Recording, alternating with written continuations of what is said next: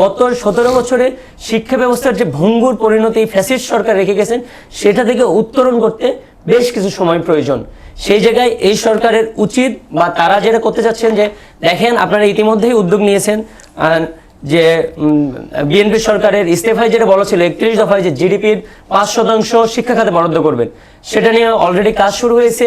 আমরা মনে করি যে এই বরাদ্দটা যদি আসে শিক্ষা খাতে কিন্তু আরো বরাদ্দ প্রয়োজন। শুধুমাত্র এই প্রাতিষ্ঠানিক শিক্ষা বা কাগজে কলমের শিক্ষার বাইরে হাতে কলমের শিক্ষা আমাদের প্রয়োজন।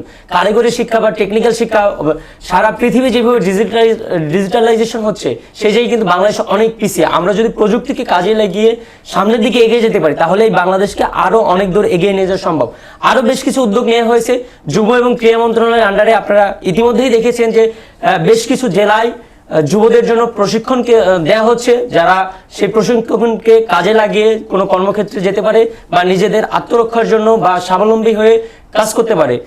এই ট্রেনিংগুলো যদি আরো ভালোভাবে দেওয়া হয় তাহলে আমাদের যুবকরা আরো উন্নত হবে এবং আমাদের কারিগরি শিক্ষা বলি বা কর্মমুখী শিক্ষা বলি সেখানে আমাদের যুবকরা আরো এগিয়ে যাবে বলে প্রত্যাশা রাখি।